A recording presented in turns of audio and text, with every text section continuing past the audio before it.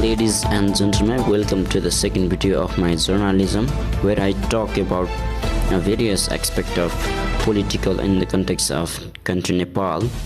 So, our next story is again about this topic Nepal, where political parties seem to have taken the phrase burning the midnight oil a bit too seriously. Nepal has three major political parties. Later on Tuesday night, two of them struck a deal, the Nepali Congress and the Communist Party of Nepal. And what's the deal about? It's a power-sharing fact. The two parties want to oust Prime Minister, which is why the two sides are firmly confident. They are asked the Prime Minister to step down a vote of confidence, meaning there should be a vote in Parliament if the opposition has more numbers. The Prime Minister loses the vote. Now Prachanda has faced and survived four such votes of confidence in the last 18 months, and all of this indicates political turmoil. That's all that Nepal has known since 2008.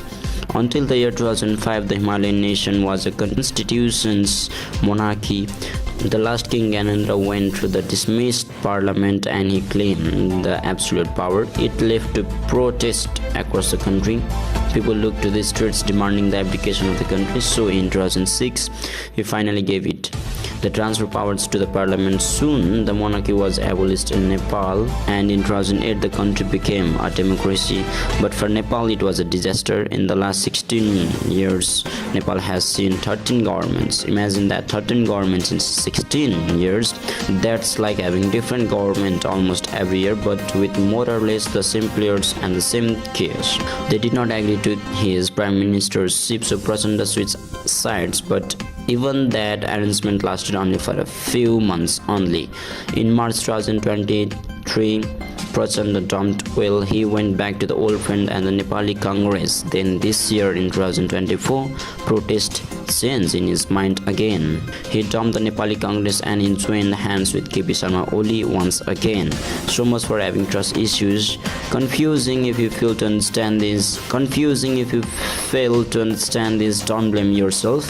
Bollywood movies are simpler plots and less drama than this. So it's not just complicated and confusing. 13 governments in 16 years also means instability. It means damage to Nepal's economy. In 2023, Nepal's GDP grew by just 1.9%. Inflation was around 8% and unemployment stood at 11%. Investors don't want to come to Nepal and the youth are leaving the country. Last year, around 400,000 Nepalese left the country. They have a population of about 30 million. So that's a huge chunk of people living, and it's mainly because of jobs. But what options do they have? And it shows how deep the political crisis is. It's an unfortunate and a dangerous trend, because putting a person back to the throne will not solve the Nepal problems. Monarchy is never the answer, but to save the country and democracy of the country, Nepal should stop their politicians.